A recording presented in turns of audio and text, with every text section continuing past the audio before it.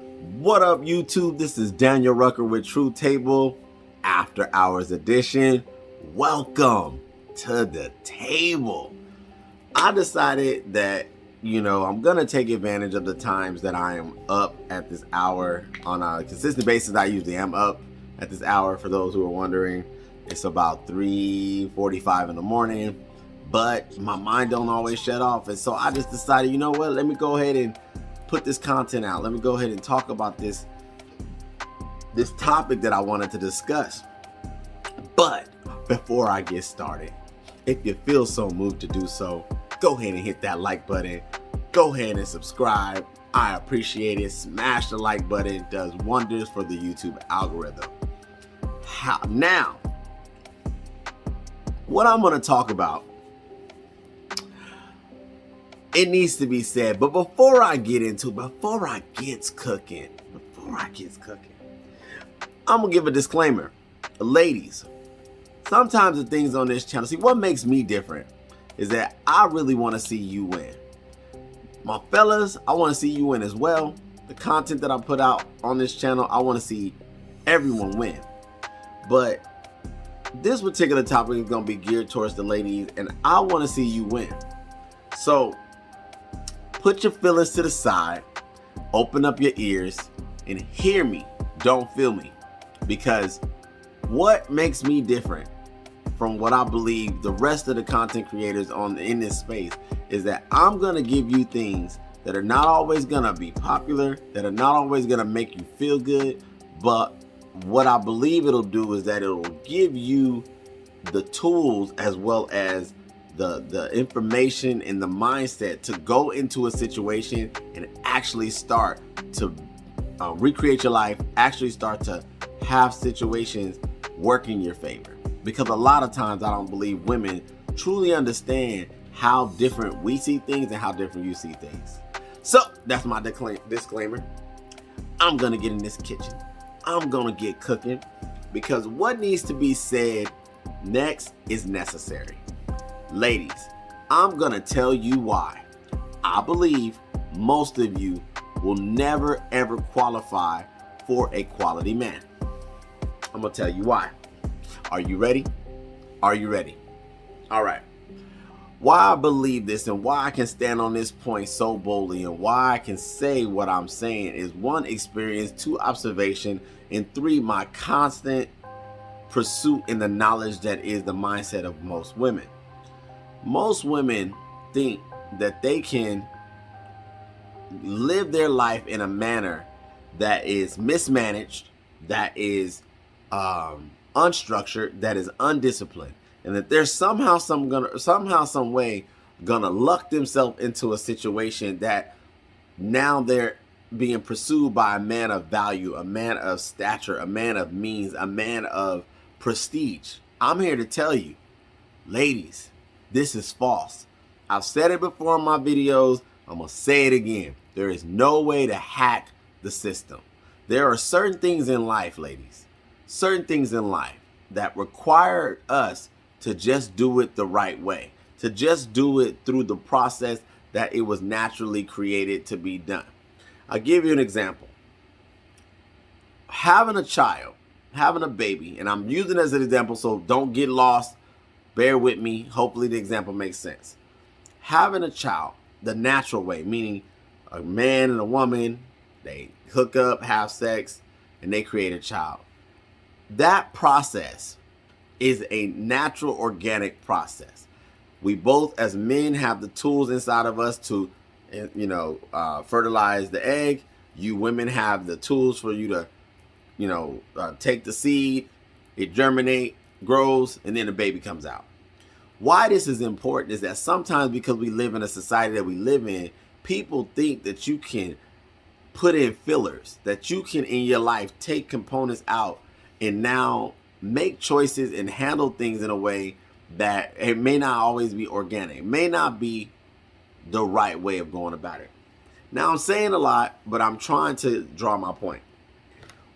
The reason why I say you can't hack the system is because I believe that a lot of women get into relationships at different points in their life, whether it was when they're young, they're teenagers, They're young ladies, going into their early to mid 20s, and they have the opportunity now to showcase what kind of woman they are, what kind of woman they're capable of being, and what kind of woman they are going to grow to be.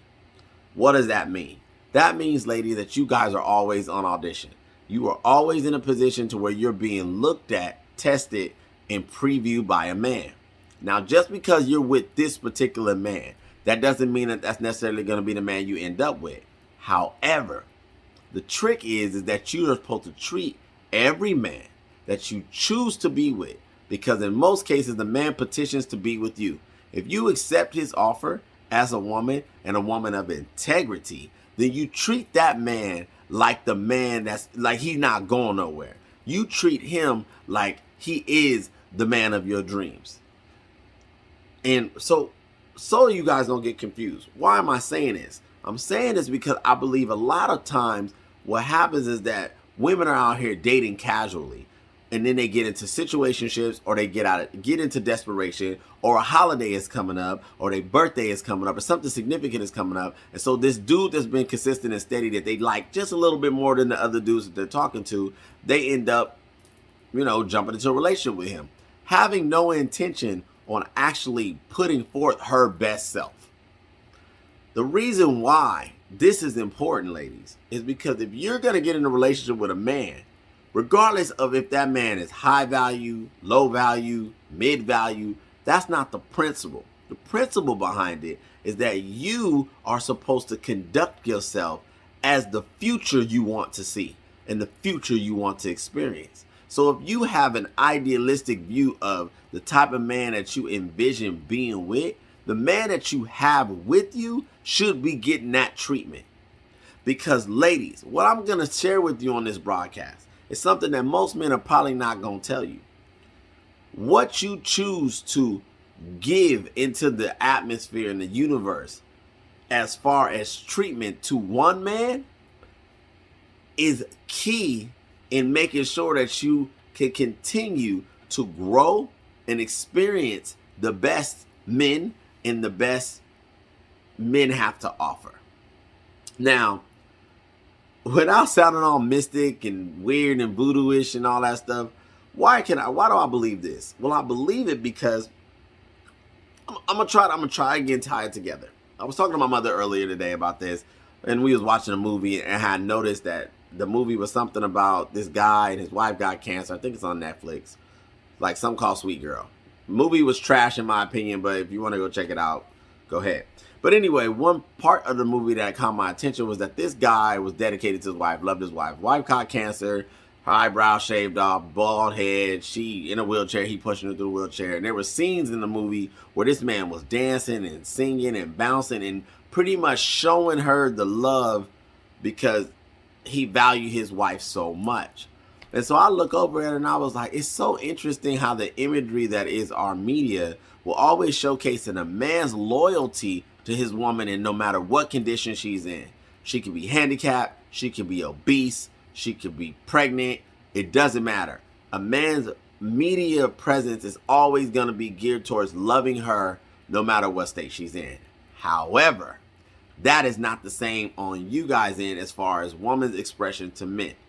Most of the time, you never see a man crippled, decrepit, in some type of, dire straits, and his woman is still there by his side, loyal and faithful.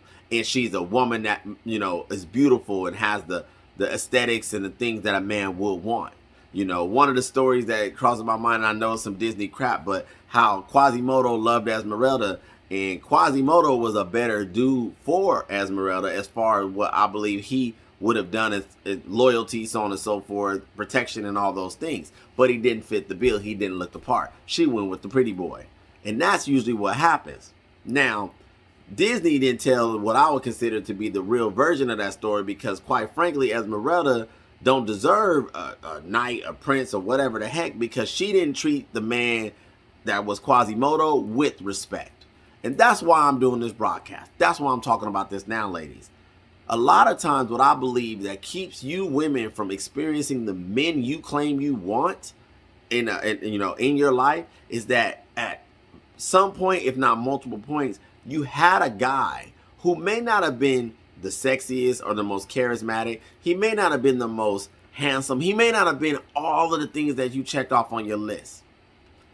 Okay, but you still decided to be with him for whatever reason, whether it was out of desperation, out of convenience, whatever it may be. Not the point.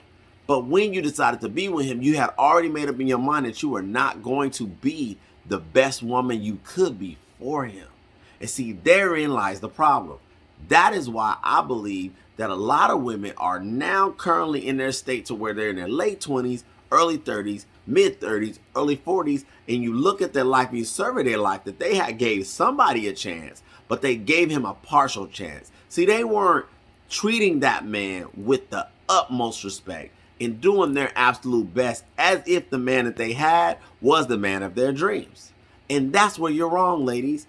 You want to unlock the access that may be fruitful relationships, better relationships, quality men relationships. You know, the men that you want approach you.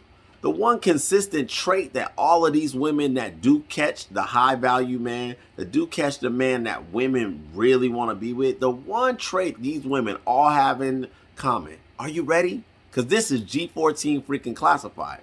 The one trait they all have in common. It's not race. It's not, weight. It's not hair color. It's none of that stuff. It's the one trait they all have in common. Are you ready for it? The one trait is, ladies, they are nice. All of these women are nice women. High value men, men of prestige, men of means, do not enlarge, marry mean, selfish, inconsiderate women. If you are that type of woman that is going into a situation where you know good and well you're not going to put forth your best, you're going to always have one foot in and one foot out. You're going to entertain the current status of the relationship you have with this man, but still be open to attention from the men that you really want. You are putting yourself in a position to never, ever experience the realm that is high value men. And I'm approaching my 15-minute mark. I don't want to keep you guys too long. I'm definitely going to do an episode 2 to this because I believe it's so pivotal and key. Because, see, a lot of women are trying to, they're calling in to Mr. Kevin Samuel's show. Shout out to you, Kevin. Keep doing your thing. But they keep on trying to figure out, Kevin, how do I get a high value man?